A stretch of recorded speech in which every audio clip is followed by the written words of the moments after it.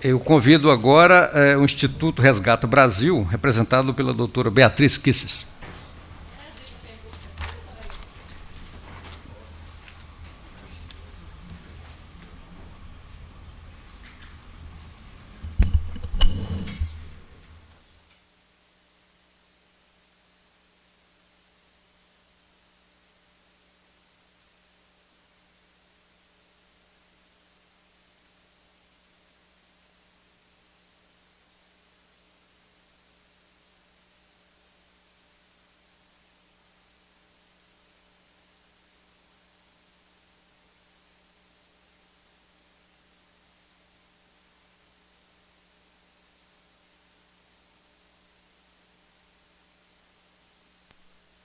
Sou Beatriz Kisses, presidente do Instituto Resgata Brasil, procuradora do Distrito Federal por 24 anos, aposentada há 2.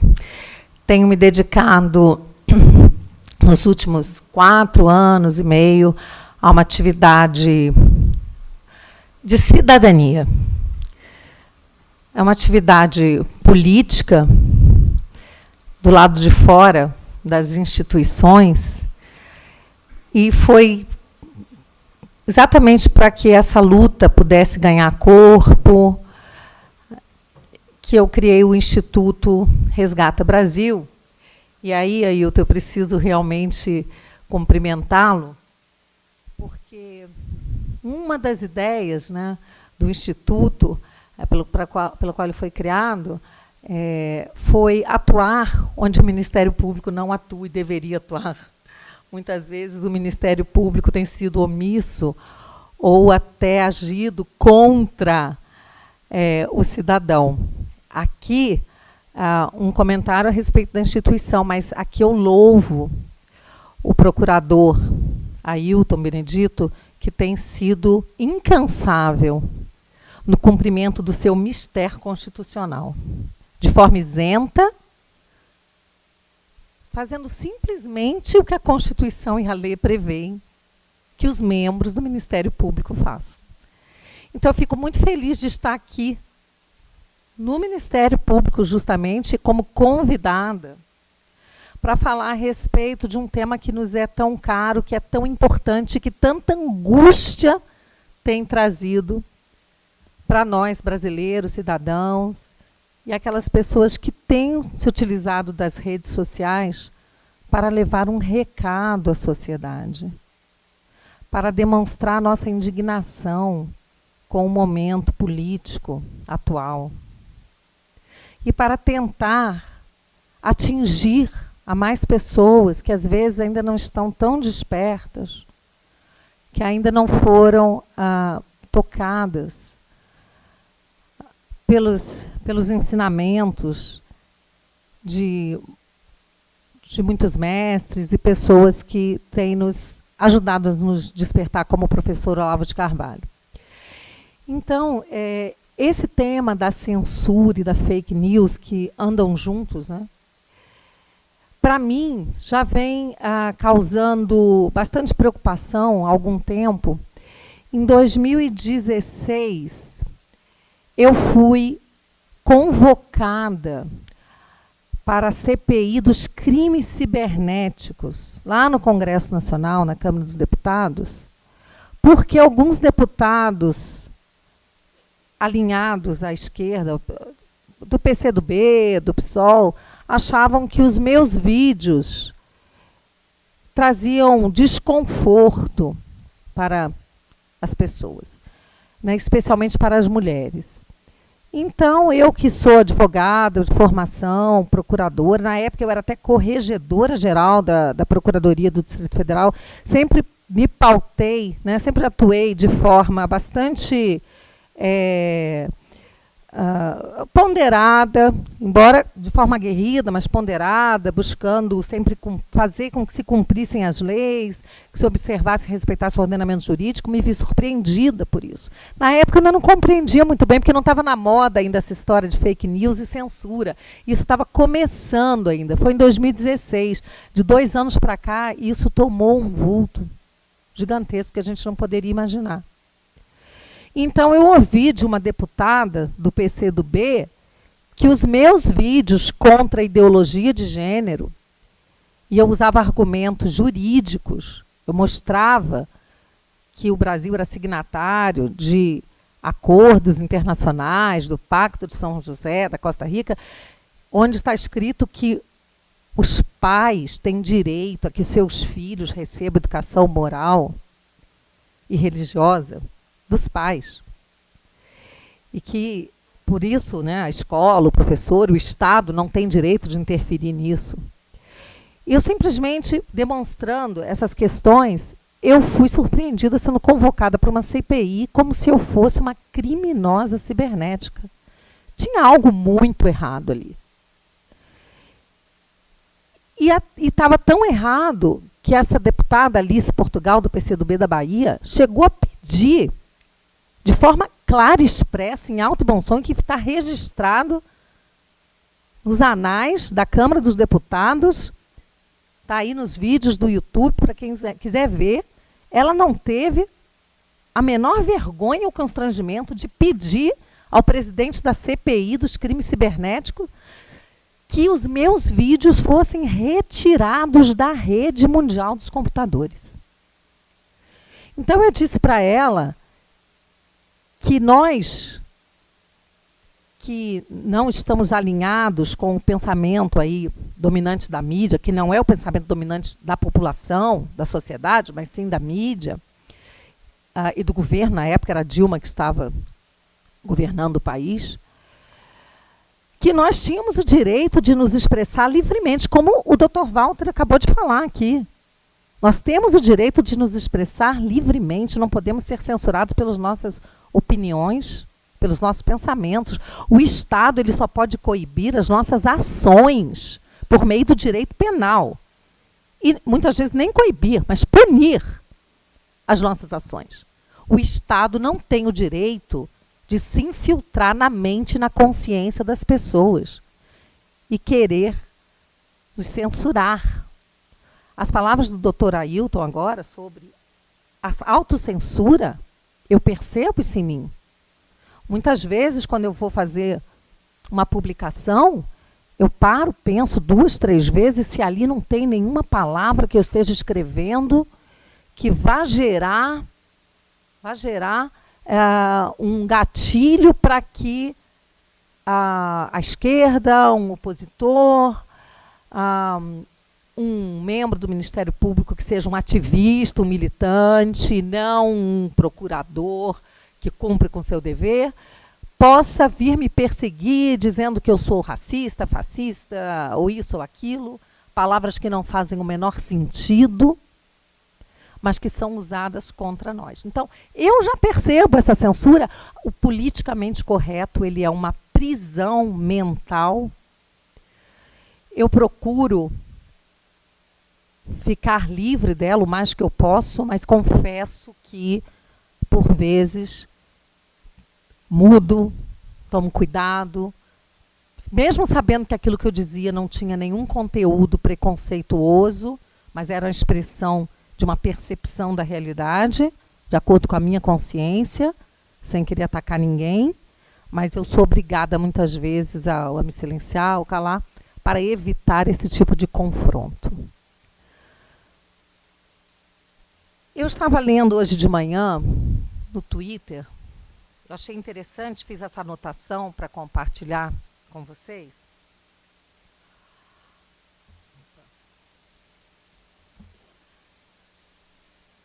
O Paul Joseph Watson, ele disse o seguinte: apenas 18% dos americanos apoia a Antifa. E esse número está decrescendo a cada dia.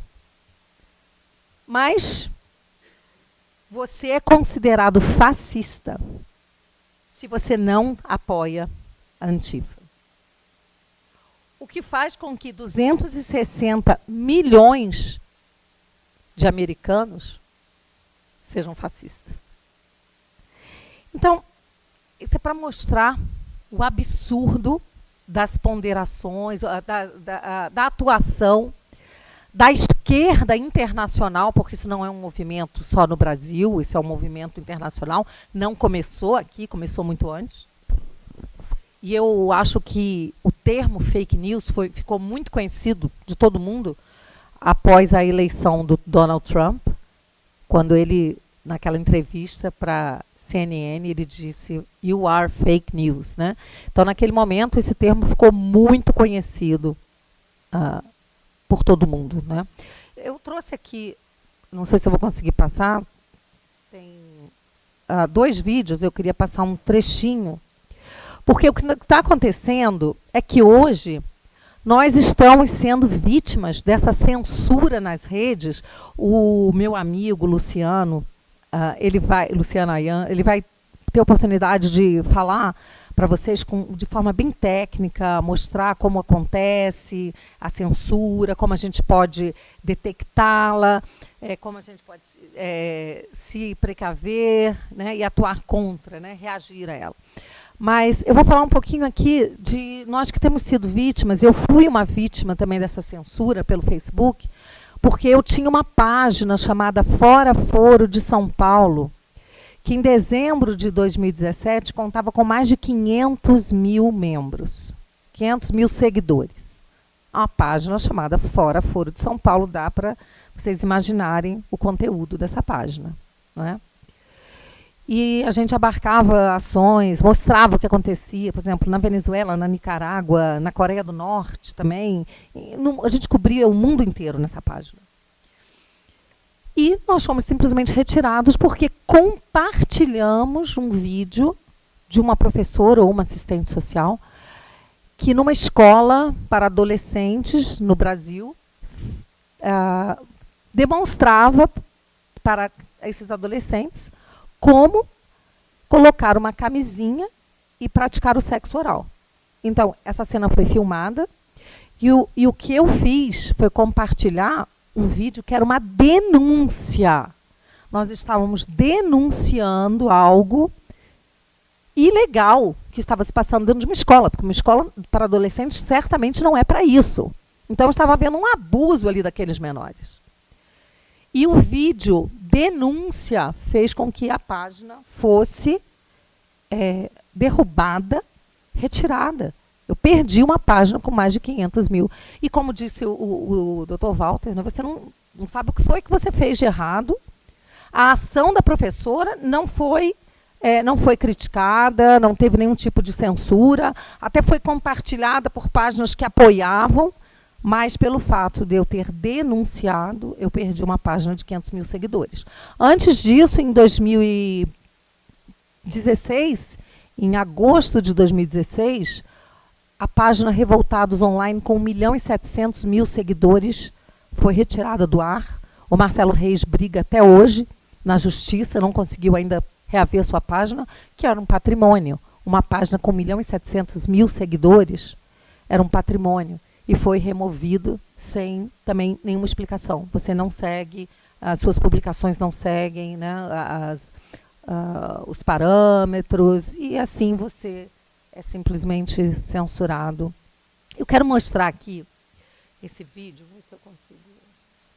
Apple, Facebook, Spotify and YouTube all completely banned InfoWars within 12 hours of each other, clearly suggesting big tech collusion and proving their terms of service are all bullshit. This is political censorship. This is the purge. Facebook cited language used to describe Muslims, transgenders and immigrants. They provided 0 specific examples as to what we said that was verboten, and neither did Apple, Spotify or YouTube. But they're private companies, they can ban who they like. No, Facebook, Twitter and Google have monopolized free speech online. They're a monopoly. They're also working directly with institutions of media. CNN whines all day about Trump threatening press freedoms, while simultaneously lobbying to have its competitors shut down by big tech. America's free press supports censorship. Big tech is colluding with leftist lawmakers on Capitol Hill. Democratic Congressman Ted Deutsch pressured YouTube and Facebook to ban InfoWars just a few weeks ago. Alex Jones obviously is a well-known conspiracy theorist whose brand is bullying. Typically, a channel gets 3 strikes, and then we terminate the channel. Democratic Congressman Mike Quigley pressured Twitter to remove my tweets from trending hashtags, and they did. On Twitter, if you clicked on the hashtag NYC terrorist attack, which is, quote, trending, marked with a red button saying, quote, live, the top tweet links to an InfoWars story with the headline, Imam, I warned de Blasio about New York City terror. He was too busy bashing Trump. But you saw this. USA Today. At lunch, I did, yeah, and I also saw the system correct it. As WikiLeaks tweeted, this is a global antitrust problem. This is cultural imperialism. So no, it's not just a private company. This is a handful of far-left hysterics in San Francisco framing legitimate criticism of mass immigration and Islam as hate speech. This is language policing. This is political censorship. They know InfoWars played a key role in electing Trump. This is punishment for that. And this all happened 3 months before the midterms. This is election meddling. This is election rigging. This was all coordinated. They all banned InfoWars within the same 12-hour period. That's big tech collusion. That's a total abuse of power. Now look at Apple's excuse for banning InfoWars. According to Apple, if you don't respect people with different opinions, you will be banned. Does this mean it's necessary to respect people who advocate child marriage and honour killings just to have a platform? Because I don't respect those people. I don't respect people like Louis Farrakhan, who praised Adolf Hitler as, quote, a very great man. Presumably, Apple does, because his app and his broadcasts are still available on their platform. I don't respect Antifa, a group that violently attacks innocent people. But Antifa's pages, podcasts and videos are rarely, if ever, banned on any platform. Now look at Wikipedia. Activist editors removing Sarah Jeong's racist tweet controversy from her Wikipedia page, literally throwing the most important event in her career down an Orwellian memory hole, literally attempting to change reality and hide history. That's what this is all about. And all you liberals orgasmically celebrating big business censoring independent media, you're not liberals, you're authoritarians. Whether you hate Alex Jones is beside the point. Do you love the fact that a handful of tech monopolists have the power to simultaneously purge him from the internet? Forget the Supreme Court. Susan Wojcicki and Mark Zuckerberg are now de facto defining the parameters of the First Amendment. Big business monopolies as the ultimate judge, jury and executioner on free speech rights. And so-called liberals are jubilant. Conservatives who don't speak out against this, who hide and cower in the vain hope that they'll be spared. Well, guess what? You're next. While you desperately clamour for respect from leftists who hate you, while you vigorously defend the free speech rights of James Gunn and Sarah Jeong, an electronic wall is being built. We need congressional action now. We need a digital Bill of Rights. We need new laws that block big tech monopolies from discriminating against people based on their political opinions. But listen, you can smear us, defame us, ban us, sue us, imprison us. It doesn't matter, because the horse has already bolted. The worldwide populist surge cannot be muted. It cannot be unpublished. It cannot be unlisted. It cannot be deleted. Whatever you do, it cannot and will not be silenced. Maravilhoso, né? A gente vê isso e não tem como a gente não perceber que nós estamos exatamente no mesmo caminho. E prestem atenção no que ele diz. Tudo isso aconteceu próximo das eleições. E agora a gente tem o TSE extremamente preocupado com as fake news. Eu estive em 2 audiências públicas no TSE sobre fake news e lá estavam os advogados do Facebook, do Google, estavam todos lá. Eles não estão aqui. Porque lá nós não fomos convidados para ter lugar à mesa, para debater com eles, né, para desmantelar os argumentos. Nós não estávamos, nós estávamos lá, nas cadeiras, assistindo, né, mas nós não tínhamos voz. E eles estavam todos lá, juntos com o TSE, que deveria zelar pela lisura das eleições e, no entanto, estão todos muito preocupados com as fake news. Mas, como o meu amigo mais tarde vai ter oportunidade de falar para vocês, quem é que está fiscalizando ou pautando ou determinando quem está fazendo, quem faz fake news? São exatamente aquelas pessoas que mais produzem fake news. Então, nós estamos num momento crítico, estamos todos aqui com o risco de sermos calados, páginas e páginas e páginas conservadoras, de liberais sendo derrubadas. O professor Olavo de Carvalho acabou de ser bloqueado por 30 dias, por algo que ele postou há 2 anos, algo absolutamente inofensivo que ele postou há 2 anos, exatamente às vésperas das eleições. Aquelas pessoas que são influenciadoras, que são pessoas formadoras de opinião, estão sendo silenciadas num momento crítico para o nosso país. Então, nós temos que ficar muito atentos e a gente não pode se conformar de forma alguma. Eles vão tentar nos calar, mas, como ele disse, eles não vão conseguir nos calar, porque esse processo já foi disparado e não existe mais agora a hegemonia, o discurso da esquerda. Nós já despertamos. E devemos ser, cada um de nós aqui, agentes do despertar de novos brasileiros. O Instituto Resgata Brasil tem por seu objeto formar cidadãos, despertar a cidadania. E eu espero que cada um de vocês aqui saia daqui hoje com essa missão. Muito obrigada.